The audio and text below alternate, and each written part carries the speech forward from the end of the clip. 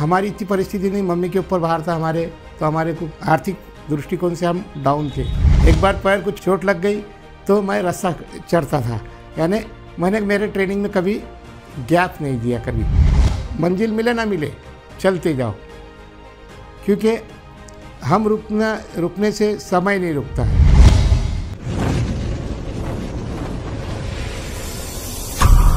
नवनवीन मोटिवेशनल व्हिडिओसाठी live story subscribe करा। मेरा नाम डॉक्टर रणवीर सिंह कृपाल सिंह राहल, मैं अमरावती से बिलोंग करता हूँ और अमरावती से ही मेरा सभी कुश्ती का जीवन और वहाँ से शुरुआत हुई है।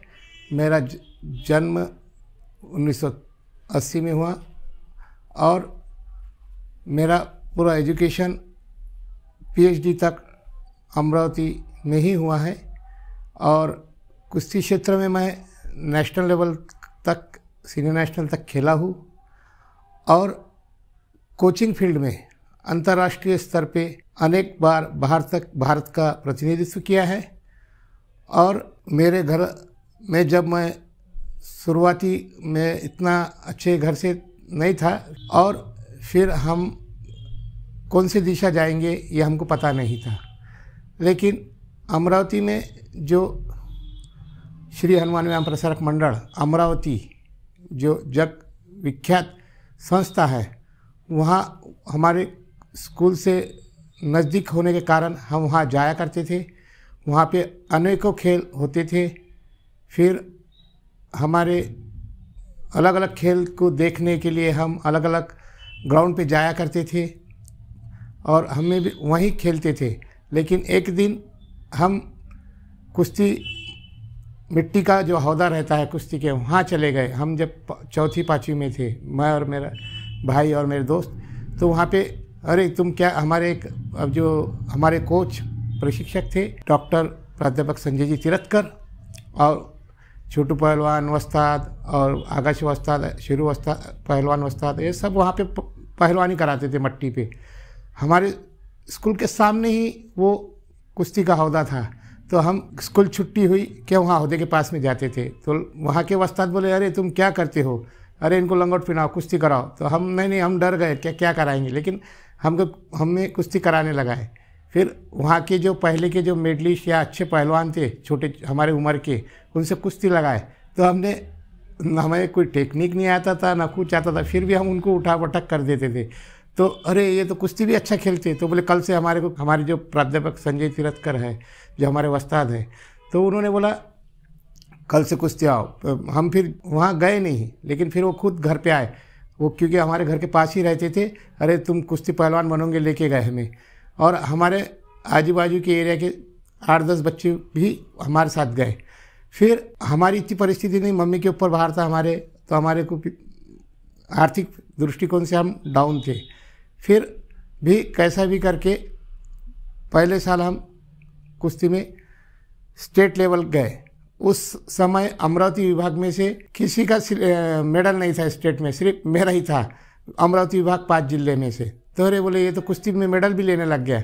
फिर वहाँ से संस्था ने थोड़ा डाइट का मदद किया और हनुमान व्यायाम प्रसारक मंडल ने थोड़ा सा मदद किया। और फिर हमें आदत सी हो गई थी कुश्ती में खेलना, कभी बास्केटबॉल, और वो HUPM जो है हनुमान व्यायाम प्रसारक मंडल, उसमें अलग अलग गेम होते थे। तो हम कोई भी ग्राउंड पे कभी हम बास्केटबॉल खेलना, कभी जिम्नास्टिक करना, कभी स्विमिंग करना, यानी बहुत अच्छा लगने लग गया था। तो वहाँ पे एक फ्री में उन्होंने हमें ये सब बातें सिखाई, हर बात सुविधा दी। उसके जो अभी सचिव है श्री प्रभाकर राव जी, पद्मश्री है, पद्मश्री प्रभाकर राव जी वैद्य सर, जो उसके जनरल सेक्रेटरी है संस्था के, और उनके पिताजी जो फाउंडर थे वो संस्था के अंबादास जी वैद्य, और उनके ही ये बेटे हैं। उन्होंने हमें कभी किसी काम चीज़ की यानी ऐसा कमी नहीं होने दिया। एजुकेशन हो या कुश्ती खेल हो, कहीं भी उन्होंने हमें बढ़ावा दिया है। जब हमको एकदम फ्रीडम मिला, यानी पिताजी नहीं थे, मम्मी घर से कैसा भी करके हमें पढ़ाना खिलाना ये चल रहा था, तब उस संस्था ने हमें बहुत मदद किया। और हम अलग अलग गेम से जब मैं इंटरनेशनल गया हूँ तब पता चला कि वो जो हम करते थे वो सही दिशा थी। आज पहले रेसलिंग में, कुश्ती में क्या होता था कि सिर्फ दंड बैठक मारो, मट्टी का कुश्ती खेलो, लेकिन हनुमान व्यायाम प्रसारक मंडल में अलग अलग खेल होने की वजह से हम अलग अलग खेल खेलने लग गए। तो वो हमारा फिजिकली अपने आप हर चीज़ में डेवलप होने लगा। और हम विदर्भ में जो मैं जहाँ रहता हूँ वहाँ पे नेशनल प्लेयर कम ही थे। और मैं वहाँ से, हमारे यहाँ जैसा महाराष्ट्र केसरी होता है वैसे ही 11 जिलों में 13 टीम खेलती है, ऐसा विदर्भ केसरी होता है। मैं 10th क्लास में ही 10 विदर्भ केसरी बन गया।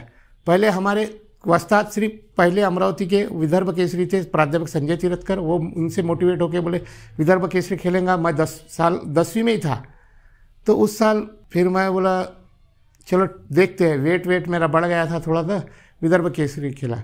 फिर मैं उस साल तो नहीं हुआ, लेकिन अगले साल 11 जब मैं 11th में था तो कंटिन्यू 1999 से लेके तो 2008 तक कंटिन्यू मैं विदर्भ केसरी रहा हूँ 5 बार।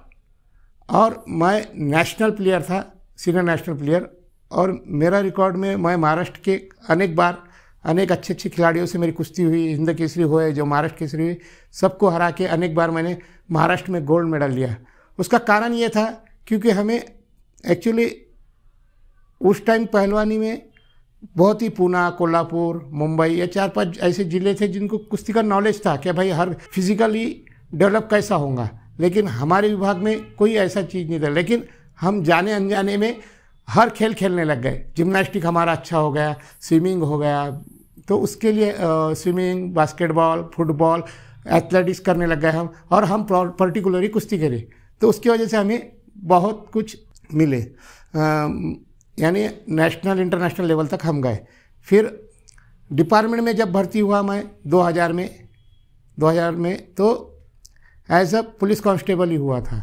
आज मैं महाराष्ट्र पुलिस का कुश्ती चीफ कोच हूँ और इंडिया टीम को भी रिप्रेजेंट करता हूँ। मैं 2000 मेरा एजुकेशन जो है BA, BPED, MPED, NS, NIS 1 year diploma मैंने A ग्रेड में पास किया था 2008-09 में। जो कुश्ती प्रशिक्षक के लिए वो डिप्लोमा होता, कोर्स होता है पटियाला में, वो कंप्लीट A श्रेणी में पास करके मैं, और ये सब चीज़ जो एजुकेशन है, मैंने 12वीं तक के बाद का एजुकेशन, जब मुझे महाराष्ट्र पुलिस में मैंने भर्ती हुआ तब मुझे बहुत अच्छे अधिकारी मिले। पहले मैं SRP में भर्ती हुआ, SRP की तरफ से मुझे कोल्हापुर, पूना, मुंबई और हमारे जो स्पोर्ट ऑफिसर होते थे, और अभी कलंतर साहब है, AS मौर्य साहब है, ये इनके मदद से भी मैं कोचिंग में अंतर्राष्ट्रीय स्तर तक पहुंच गया, इनके मोटिवेशन से। नहीं तू जा, कलंतर साहब हर बार बोलते थे हमें, मैं सर बोलूँगा परमिशन, अरे जा तू इंडिया टीम का रिप्रेजेंट कर रहा है, मैं परमिशन करा दूंगा। यानी उनका भी मोरली बहुत सपोर्ट रहा है मुझे डिपार्टमेंट में। मेरा एजुकेशन 12वीं के बाद मैंने BA ही डिपार्टमेंट में रह के किया, जब मेरी आर्थिक परिस्थिति बहुत अच्छी हो गई क्योंकि मैं जॉब में लग गया था। फिर मेरा इच्छा थी BPED करा फिजिकल एजुकेशन में, फिर मैंने MPED किया, फिर PhD किया अमरावती विद्यापीठ से। लेकिन जब आर्थिक परिस्थिति सब हो गई, लेकिन जब हायर एजुकेशन की बात आई तो हमारे जो माननीय पद्मश्री प्रभाकर राव जी वैद्य सर, वो संस्था जनरल सेक्रेटरी थे, और संस्था से 1 रुपया नहीं लगेगा, और उन्होंने मुझे डॉक्टरेट बनाया। और मुझे वहाँ की जो मेरे गाइड थे PhD के, डॉक्टर टॉमी सर, जो स्विमिंग के बहुत अच्छे कोच थे, उन्होंने मुझे गाइड किया और मुझे डॉक्टरेट बनाया। एक्चुअली कोई भी चीज़ के लिए, और कई बार ऐसा होता था लोग, मेरा चोट लग जाती थी। आजकल चोट यानी जैसा हाथ को लग जाता था, तो लेकिन फिर मैं बैठा नहीं कभी, मैं रनिंग करता था। एक बार पैर को चोट लग गई तो मैं रस्सा चढ़ता था, यानी मैंने मेरे ट्रेनिंग में कभी गैप नहीं दिया कभी।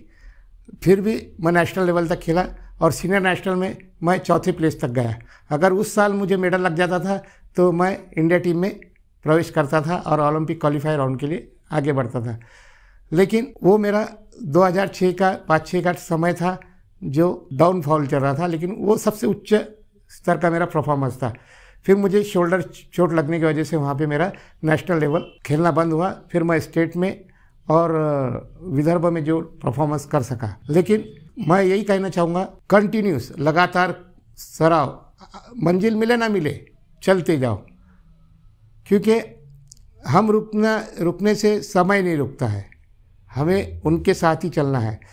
अगर हमारे उस्ताद कहते थे हरदम, जो हमारे बुजुर्ग उस्ताद थे, सर थे, वो बोलते थे पैर को चोट लगी है, हाथ का एक्सरसाइज करो, हाथ का एक्सरसाइज, उसको मजबूत बनाओ, जो चीज़ तुम्हारा है उसको मजबूत बनाओ, फिर बाद में उसको डेवलप करो जो चोट लग गई है। मुझे कभी कभी ऐसा होता था, फिर बारिश आती थी, धूप होती थी, तो बारिश में मैं रनिंग करता था सवेरे 5 बजे। लोग बोलते थे वहाँ के जो टीचर्स थे, कोचेस, अरे पागल है।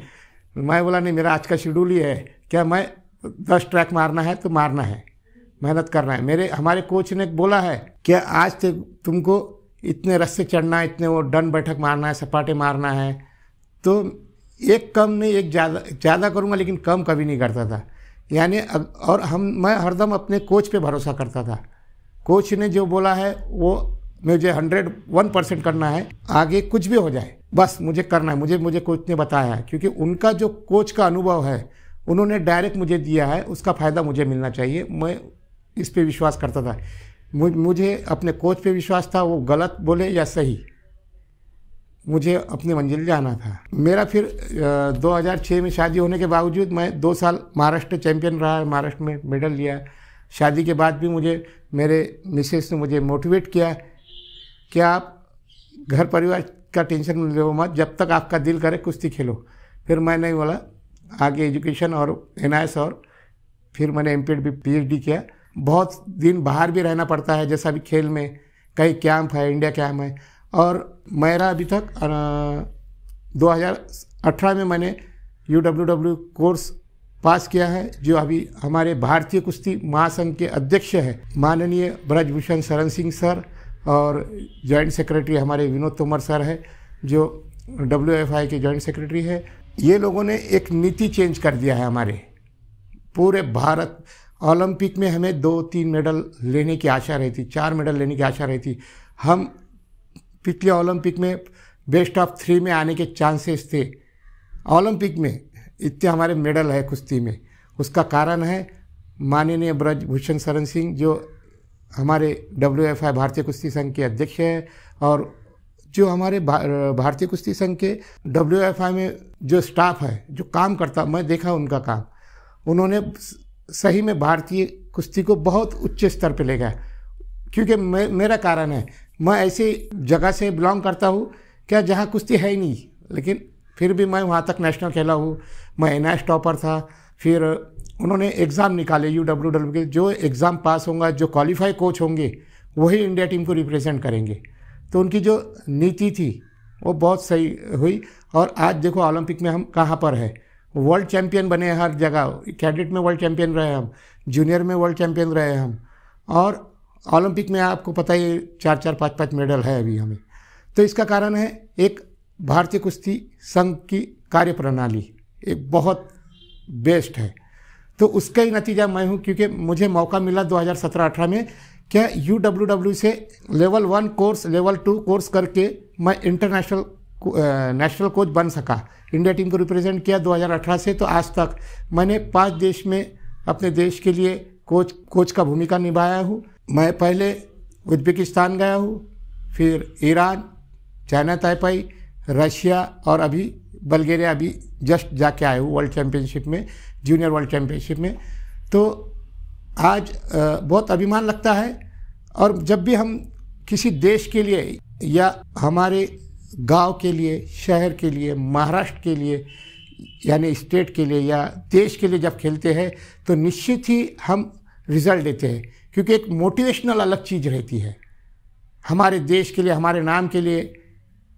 एक इसे इंटरनल और एक्सटर्नल मोटिवेशन है, जो हमारे परिवार के नाम के लिए, जो परिवार के ने हम नाम के लिए, हमारे नाम के लिए और देश के नाम के लिए खेलते हैं, निश्चित ही हम सफलता प्राप्त करते हैं। जब भी हम इंडिया टीम के साथ जाते थे तो जब मैं पहली बार गया था जब उज्बेकिस्तान ताशकंद, तो मैं पहली बार ही गया और देखा चाइना, जापान, ये अपने देश के लिए कितना डिवोटेड है।